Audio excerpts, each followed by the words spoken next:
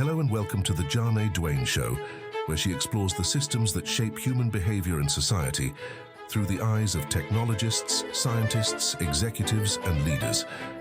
From the algorithms that govern our digital lives to what the future of work will look like, we'll be taking a closer look at how these systems function and the implications they have on our lives. Hello, everyone. Welcome back to the Ja-Nae Duane Show. So today is a special one. It truly is special. And the reason why is because I get to sit down with someone I consider to be extremely brilliant and someone who has been my partner in many ways, from co-authoring books to being my creative partner to being my business partner and just my partner in life. And so the guest I have today is Steve Fisher. So Steve Fisher is a futurist, an innovation leader, and design executive with over 30 years of working experience, where he's worked with startups, global executives, as well as government leaders as they all try to figure out how to shape the future. He began his career in the trenches of digital design and has lead teams at Digitas as well as Sapient. He has worked on really great, cool products such as the Coca-Cola Freestyle to working with American Airlines. He's worked at McKinsey and helped to co-found McKinsey's Futures practice. He's also the co-founder of his Foresight and Innovation advisory firm, the co-founder of the Revolution Factory, as well as the Think Forward Network and the Human Frontiers Institute. He is always focused on the future, and it's one of the reasons why I love mostly every conversation since we're married. Sometimes it's not every conversation, but mostly every conversation. And with that, with no further ado, I would like to introduce you to Steve Fisher. So, Steve, welcome to the show. Thank you. I know this is going to feel weird for us, but that's okay. I'm really excited to actually dive in and have a conversation with you about this, and for listeners to get to know you a little bit in the way that I know you. So I would actually love to jump off and have you tell folks a little bit about yourself, how you've come to become a futurist. And I know that journey hasn't been a straightforward path. So dive in wherever you want. Yeah, I think it's a funny thing that I've interviewed a lot of people on Think Forward, and the one thing consistently from those who are futurists is that we are all accidental. I don't think that there might have been a moment where you discovered the thing, but the way you come at it is kind of like accidental for the most part. I was 13 years old, and this is in the 1980s. For those of you who were born in the 80s or after that, the Cold War was going on. There was lots of, terrifying destruction. There was global cooling, not even global warming. There was the ozone layer. There was lots of uncertainty and fear, some like we have now. And technology was starting to come more into mainstream households with personal computers. It was just starting. So there was this shift going on of, not computers relegated to big rooms, but making information more accessible, skill sets. And that was a book. There was a book named called Future Shock, written by Alvin Toffler and Heidi Toffler. So there are futurist books before that, Herman Kahn, and not to give the whole history of futures, but it did start out as scenario planning in the 50s about nuclear war. And it turned into a lot of, back then in the 70s and 80s, about the environment, about what the energy, especially the energy crises. So it was like, what might happen? And companies like Shell took advantage of it to help their business. I realized I read this about Future Shock, and then the third wave, which was about telecommunications and information age. that this is a job. I was like, you can do this. Like, you know, Heidi and Alvin were probably some of the best well-known futurists, but you know, I was 13, you know, I had guitars and girls and cars and, you know, but I wanted to be a pilot. And through my college career, I took a more traditional, you know, business career, and I got into technology. That I kind of fell into, which was my accidental. But through the years, I got into building products, getting with the early internet, seeing the opportunities, but always being farther ahead than my peers, seeing kind of farther out. I didn't realize it was a gift. I was able to pivot a lot of my career and seeing things before they happen. It was just noticing trends, noticing signals. And then around 2000, I started to build products and be product manager in places. And I started to learn more about the field, and I started to bring it into my work as, you know, scenario planning, or I called it other things other than futures. And I think what a lot of people are finally acknowledging is that this is necessary, whether it's a skill set you learn or it's a job that you do, that doing futures work and all of the associated methods and tools and even the mindset can really make you competitive and have an advantage over others when you're trying to get a job or you're trying to do your job. You don't have to be purely a futurist. A couple of years ago, I was at McKinsey and I helped co-create the futures practice. And that was, I would say, beyond the design and innovation groups that I ran, that I brought all this into, I would consider myself a design futurist, because people like Stuart Candy and Jake Dunnigan, who brought in concepts of speculative design and design fiction like Julian Bleecker, allowed someone who's creative like me to help communicate the future, not just create a scenario. So I brought that with a number of others into McKinsey, and there was a lot of resistance, as naturally it would be. Consulting firms that are paid a lot of money to tell people what to do in the very, very short term. And I see you're laughing. But then we were putting this together around the fall of 2019. I think those of you listening probably see where this is going. And then about 5 months later, the world kind of like everything shut down and imploded. We became very popular. And a lot of people didn't know what to do tomorrow or what to do next quarter. So there was that long-term planning, but there was this set of how do we navigate this uncertainty? And what McKinsey allowed me to do was to formalize a practice like this and bring it to a lot of clients and really educate them, which will kind of lead to my current mission and is futures fluency and getting people aware of that. I was at FTI for a few years, and then I left there to take a sabbatical and really focus on futures full time and write SuperShifts, which is where we are now. Yes, we are. Yes, we are. Yeah, I mean, there's so many different threads I want to pull on before we jump into SuperShifts and futures fluency. How did you accidentally become a technologist? So in the 90s, there's a kind of a transformative moment. This is way before the internet. So around 1991, yes, like around the world, the Berlin Wall, this is like that long ago, most of computers and companies were like these like yellow or green screen terminals, just like kind of dumb. You're typing things in, you're getting basic information. With PCs, there was this concept of networking and Ethernet and being able to tie computers together into networks and have them work off of centralized servers. That was it was huge. And I was working at Wells Fargo, and nobody knew how to do it and nobody wanted to do it. So I dove in and I kind of had a real knack for it. So I learned networking, which I think is a skill set everybody should understand. How to network your house, like TCP IP addresses.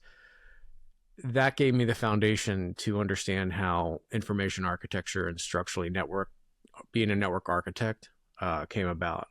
And it led me naturally, and I just kind of fell into it, and then it turned into doing that full time while I was trying to finish my bachelor's degree, which took like 7 years. I mean, some people become doctors. I got a bachelor's degree.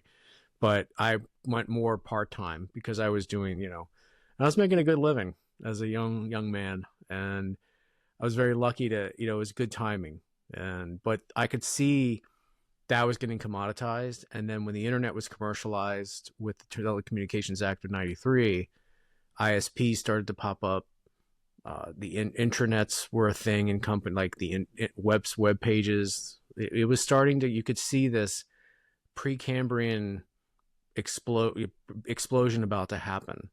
And that was like, I'm going to move to that. But I used the network. So that's how I just fell into it. And yeah, it's been very, very good to me these few decades. So Yeah, I can attest to that.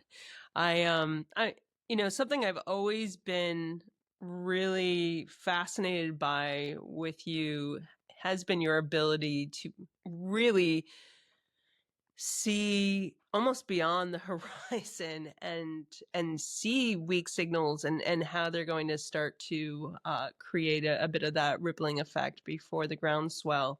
And I've seen it with you time and time again. It's what's been really lovely about so many of our conversations throughout the years. For you, what does that process look like? Is it a process, or is it just something that you intuitively do? Because you said earlier it's a gift. And part of what I have always wondered with you is it actually a gift, or is it something that you've trained and you don't realize or have given it enough thought to realize that it is something that you've trained throughout the years? yeah, I think there's a few things to this. One, I'm a huge sci-fi fan. Read a lot of hard science fiction as a kid uh, in college, and I think for me, as much as I love dystopian fiction, and there's also more utopian, which is like a Star Trek. I am protopian. I am very much positive about the future. I mean, individual humans here nor there, but as a human race, the resiliency we've been able to, beyond recorded time, we've been around for hundreds of thousands of years. The ability for us to survive and move through it may be rough at times, but I've always seen that those futures, those possible futures, and what they are and how we might get there. So I always saw these paths. They're almost like ley lines of like how we might get there. And for me, visually, like I would see trends or signals, and it was an intuitive sense of, yeah, this is going to die, or this is not going to, or it has a 50-50 shot. And so I was never like the super, super early adopter of things. I kind of wanted to let things play out a little bit, but I paid attention. I think that's the most important thing, is I paid attention to the change, and I saw the adoption. And when the adoption started to move into beyond the super early to like, okay, the adoption curve was starting to happen, I would definitely jump into it, or I would definitely bring it into my world. And that could turn into bringing technology in early. Like, one just popped into my head. I remember in 2000, we had early 2001. So Wi-Fi was just beginning to come out, and we had a $800 network, like Wi-Fi hub, like router, like just a dumb like Wi-Fi in the office. And we had these if you're on listening just by audio, like these like cards that you could stick into a laptop, and it would turn it into a Wi-Fi. You'd be able to do Wi-Fi, and they were a fortune, but people could move wherever, and I could just see like even before that, like this is going to be a thing. Like I knew Wi-Fi before it was like became commonplace, but I was able to take advantage of things like that and get ahead. We're seeing this with AI right now.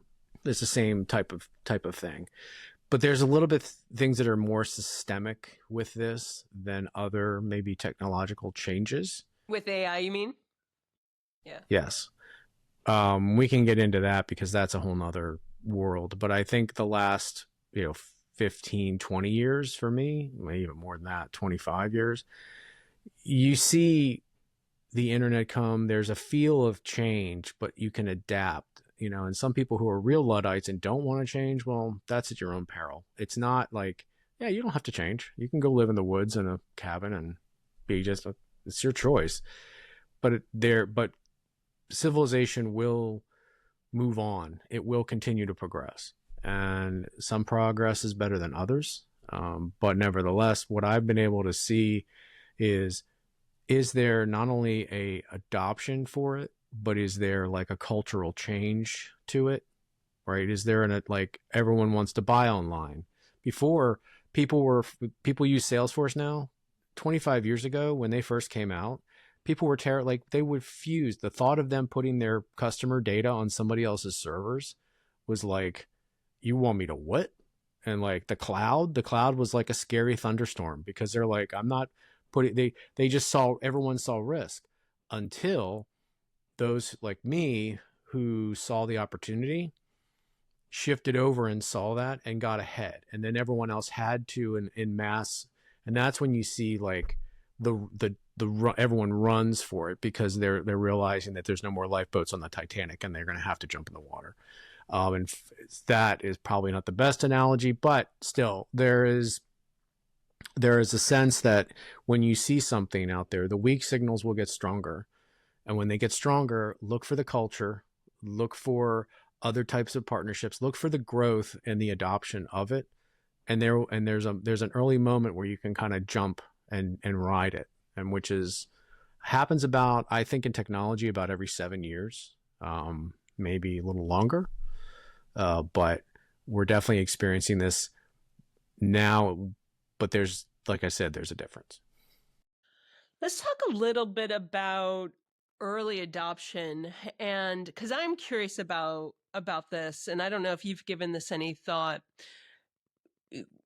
You are absolutely an early adopter, and I've seen that time and time again. One of the questions that always pops up into my mind, and I'm not always an early adopter because I don't want to start to dig into things. I like to see how they Now, let me preface the early, I will not waste money in this household. I will research it to death. I will make sure that it has a long life. So there's not like just buying of a toy and it gets thrown away, and like there's an important distinction in that, right? So yeah, but so let's look at the other side. Let's look at the other side of that, of maybe folks who do not research it to death and are not really thinking through and are just, are hopping on the hype cycle. I mean, how much of that in your mind leads us down these paths of I'll say, blips of technological enjoyment, maybe recklessness, lack of conversation around the ethics of our use, or even we'll say lack of guardrails in understanding how we should use these technologies. I don't know. Are these things that you think about? I mean, these are things that I think about pretty frequently. And I was just curious because we've never had a conversation about that. Are you talking about technologies in our household, or are you talking about technologies just in general? In general. So I'm talking about technology, like jumping on tech hype cycles, because it's a new technology. We'll say it's a new use, or it might not be a new use, but it's being marketed as a new use. And just sometimes that groundswell that you see, we can use NFTs as that's a great example. So yeah, I bought one to learn the process, and I paid like $2, but it was fun. I never saw them as investments, even speculation. Crypto, I have crypto, but knowing what it's for and its utility, but NFTs fascinate me from a utility perspective, because you can have royalties. The smart contracts, you can use it for community and access, which I think is interesting. You can use it as a souvenir, but the fact that you're going to like flip them, like, buying sports cards and hoping, it's gambling. It's speculation. I think on the broader sense, like knowing when to jump onto something is also as equal when to jump off of it. And I saw that with Web3. Talk about, you want to look at a hype cycle, right? When you think about blockchain, I mean, my last role was in doing blockchain digital assets as part of my job. But I did a lot of work on projects like that at McKinsey. And that was where it was really hot. And that's where it was, everyone was, and I differentiated between what I call experiment dollars and production dollars. And these are investments by like innovation teams, innovation portfolios in an organization, or even product teams. You want to look at technology as, is it going to be an experiment, or is it going to be something core to our production and our use of as an organization, and even as an individual? Because over time, it's where the adoption fades, or the use of, it's not even just adoption, but the use of it fades away, or its promise does not meet its reality. And that's what the hype cycle comes in. We saw this in recent Web3 essentially collapsed. And I witnessed that at my last job. And yeah, you can talk about AI and blockchain, but blockchain's become a fundamental technology, which is good. It's become a technology we can all use, but it's not become one that companies are going to pay $900 an hour to a consultants to figure out. They've already hired blockchain engineers. They've already shown that it could work in, like, say, in finance or someplace. So they're going to do it as part of their, again, investment. It's moved from experiment to investment. AI is in the experiment phase, and probably, I think what's happening with AI is we are going through, our boom and bust cycles are going to get more accelerated, because AI itself has gone through its hype, but there's an arms race right now to get, and the thing that I mentioned earlier about the change and adapting is that most of the times when the adoption happens, there's time to kind of see, like, I can see beyond the horizon, but the horizon keeps rolling up faster and faster. And the rate of change is so fast that people are feeling it, and it's unsettling to many, because yes, there's a lot of layoffs. If you take away all the undocumented and unemployed, like, I'm not talking about, the not counted, you're looking at probably 17% for unemployment. These are people that are not even collecting unemployments anymore. They're just doing part-time. They're just not in the system, versus 4 or 5% that are still unemployed. But a lot of people in the tech industry have lost their jobs, but they're not getting, like, it's not because of economic conditions or even constrictions. It's because they're being replaced by more automated processes. And that is going to continue to, either people have to adapt to be able to work in that kind of environment, or they're going to have to do something different. Because before, we would have time for new job types, roles, things to evolve, for people to kind of change careers, find new work, like new things. We don't have that time, that luxury of time anymore. I think that's what's fundamentally different this time. And it's not just like this time is different. No, this is pretty different. So Yeah, no, I know. It's definitely something that many people struggle to grapple with, but it very much feels like the Wild West, the way that early 90s, the way that it felt in the early 90s, that's for sure. And yeah, I mean, you and I have talked about this ad nauseum. There's just so many folks who are unsure how to pivot even their own careers, or what to start to explore. But I think that's an opportunity to really flex one's own curiosity to see, what else can I do? I don't know. What are your thoughts if folks are unemployed or looking for a potential jump? How do you think they should explore that? I mean, if they're in tech, they should consider It depends on the role that they have. I think that if they're developers, they need to learn how to use this tool to power their developers, everyone keeps saying developers are going to be gone. I don't think so. I think there's an orchestration level that changes with developers in the next decade. I use the example of a design system. So if you don't understand what a design system is, think about if UX designer or product designers have to go in, if you go into a new project or new company, a lot of times things are kind of a mess. There's nothing standardized, right? Drop boxes, radio buttons. But imagine having to do that every single freaking time you have to build that. Well, you want to create a design system, one, so everyone standardizes and adheres to it, but two, that everyone can use and not have to reinvent that. It opens up space to do harder things. So I would say to yourself, the jobs you've had before, with this type of technology, what do I need to learn so that I have a superpower and I can do things better than everyone, and that I have the ability to have the space to do harder things? I think if you can come at it that way, there will be other jobs that I think evolve. I mean, even like prompt engineer, I think has even gone away. It's got a half-life of like a year and a half, and now like going to get a job as a prompt engineer.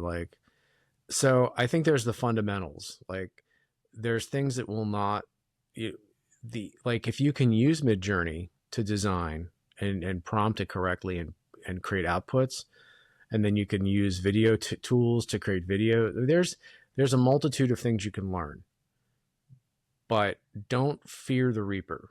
It's not going to kill things forever. If you don't want to learn this, I highly recommend exploring other job professions, because it's going to be infused in itself. I just read an article this morning with Google I/O. Google I/O is their search results that are going to be built into, especially with Gemini. It's going to look at your search history, things that you do, your patterns. It's going to give you results that are one-on-one. They're personalized. How do you design SEO for that? You're going to have to rethink your entire marketing strategy. So, okay, you're a marketer. How do you position yourself, do some projects, do some stuff for your portfolio if you're out of work? How do you show somebody who might be scared of that, how you can do that nobody else can? They'll hire you. So it's really not just about the projects, but it's also about the skill set.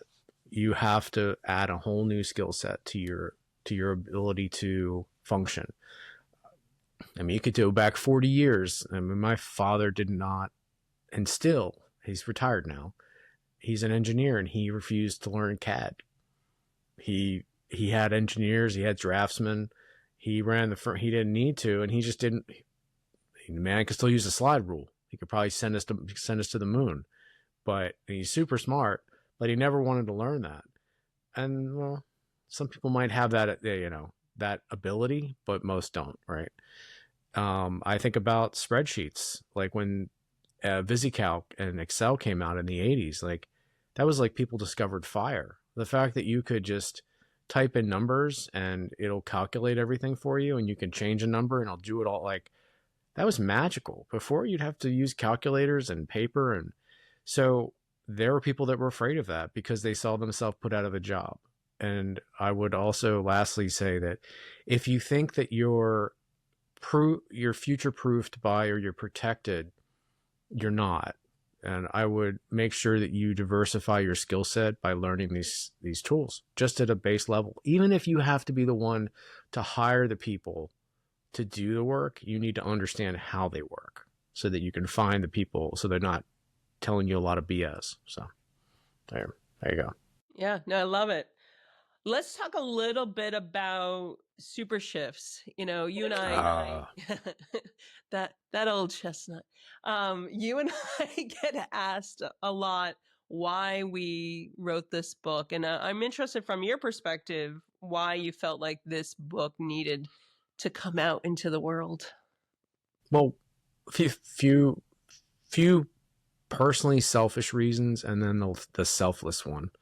Selfish reasons was I had a social theory that that I've tested, and I wanted to get out into the world. You and I have a futures and foresight method we use. We wanted to get out into really kind of formalize and kind of put a stake in the ground, and make sure that that was established. Same with the futures operating system. I think it was that I saw trends and signals and all these things that are, bandied about as terms in futures work. And you could talk about megatrends, but a lot of it was like synthesized and locked in, but it was not at a systems level. And I feel like nobody has taken the time to look at the larger systemic change, try and synthesize them in broader categories, help people get a sense of what is actually because you see it from all directions, from energy, from the ecosystem, the environment, the technology, the like we just talked about AI, right? The adoption, like the change in longevity. There's so many things you're just getting, like, how do you make sense of it? And we tried to do that. And I wanted to just put the names in and have it as part of the conversation so people talked about it. The selfless one was for Max, for our son, because I wanted to, as a protopian, I wanted to show those who might read this a few years from now, that might be teenagers in college, that things seem like they're really messed up right now. Like the whole world is on fire. Cyclically, yeah, it's true. But I'm thinking about another 5 or 6 years, it's going to be a different place. This is going to be a tough decade for a lot of people. But there is hope. And not just rebellions are built on hope, but that things that are great futures are built on hope. And I think that having that positive message where everyone's reading dystopian or watching, zombie shows that the world is collapsing, that, yeah, we're going to make it through it. There's an amazing future ahead. And these kids are going to live to be at least 100, maybe 150, 200, who knows with what may come about. So they can live through this whole age of intelligence. Like they can, what does that mean for their careers, for their lives, for their interests? It's exciting. I wish I kind of was 10 years old again, because it's amazing what's ahead. And I think I wanted to take away the fear and the mystery a bit to help people. It's not going to be all perfect and perfectly, there's no prediction, but I think that if people can use this to be one of their tools or one of their guides when they communicate, and they can understand how it impacts them, I did my job. So what about you? Yeah, I mean, for me, this is really about, and you touched upon this is really about identifying a new way to create new systems. And it amazes me just how blind we choose to be to the systems that we're already surrounded by in nature, and how symbiosis works, or even looking at how feedback loops work within nature, and how we don't necessarily think that those things apply to us. That's those have been things that have been sitting with me for years. I mean, even before COVID, it was COVID that made me go, this is the opportunity to start. People are almost at that, they're ready to reset in a way, or they're at least open to it. And so this is the opportunity to create that conversation. So that's why it was really important to start to explore how open people are to that, how we can start to reframe that. How do you do so with the intention of positive sum outcomes, instead of, us versus them, constantly pitting ourselves against one another, and against, even against the environment, as if we don't need to inhabit this planet, and we don't need its resources. We could just, we could take it all, and the spoils go to us. So yeah, I mean, those are the reasons why, for me, I felt like the time was right, and it just sat for so long brewing. And I even remember our early conversations of, Ja-Nae, what does, the transform model in particular, like, what does this look like? And how do you articulate it? And so those have been really fun thought exercises to come to, and to work through with you. What's really that I'm really proud of with this, and I want to touch on this before we start to wrap. I really feel, and I'm really proud of the amount of tools that this book has that provide individuals, organizations, and even collectives with starting to build their future fluency muscles, if you will. I would ask you, as individuals are starting to think about future proofing their business, as they are thinking about future proofing their lives, and trying to build that fluency within themselves, what are some of the first things or first steps that they should either be thinking about, or first steps that they should be taking in order to start to head on this journey? That's a really good question. Like, are you praying? No, I'm not praying. No, I was looking. I actually had this written down. For you, if you were just about to jump into it, and into futures work. Yeah, and you knew a little bit, maybe you read the book, but you're like, okay, I need to figure out those one or two things. Well, it just so happens that I have 100-episode series in Think Forward's podcast called Foundations and Foresight, so they could learn the basics as well as all the SuperShifts. I think getting that's a good start. I think there's a lot of opportunity just taking some small classes and about futures. You're going to see that there's a multitude of ways people approach it, but there are fundamentals. There's signals and trends. There's the drivers of the future. You're moving that into like world building types of exercises, like scenarios as well. And then writing, like, we call them people of the future, like these kind of design narratives of the people. And then, how do you apply it into strategy, doing back, like what those implications are and what those possible futures are, and then working it back into the products and services that might be farther out, that how they implicate, now and what they can be done. So connecting, to the people that can't go that far out or don't see immediate action. I think those are the kind of fundamental concepts.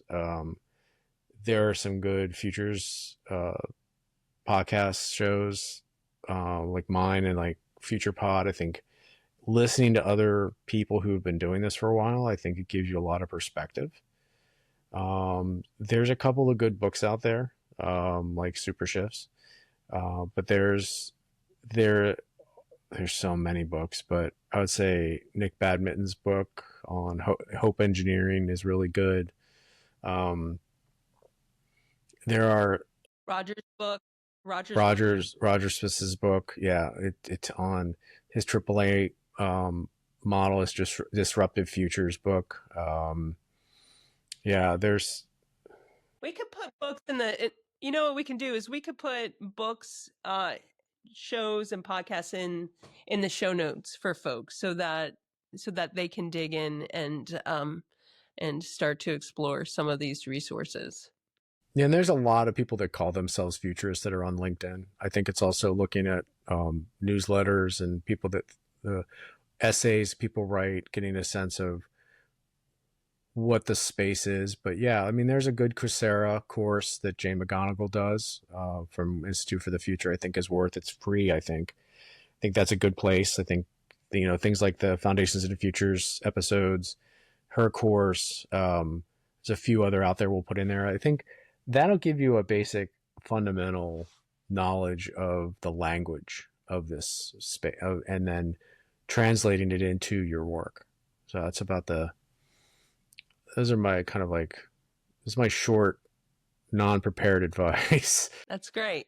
Yeah. It's a process. It is a process, but Such as everything in life. yeah. Yeah. So Steve, I would say for our last question, what's the one piece of advice that you would leave, that you would like to leave our listeners? Never stop learning. The key to being a great futurist is being an autodidact.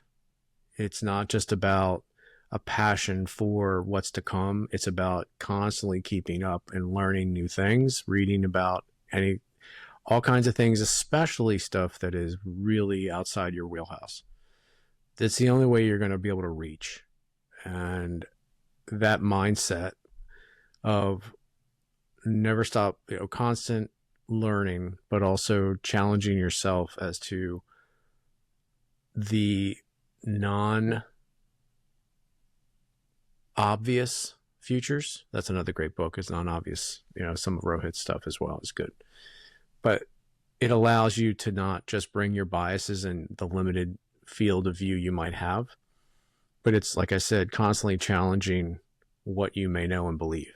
And then that will make you a better futurist, plus a more empathetic human being, and being able to talk to people who you may never thought of ever having conversations with can be some of the best, most rewarding times you spend. Fantastic. With that, Stephen Fisher, thank you very much. Till next time. Thanks for listening to the podcast. You can find us on all the major podcast platforms and at www.janae.io, as well as on YouTube under Ja-Nae Duane. See you next time.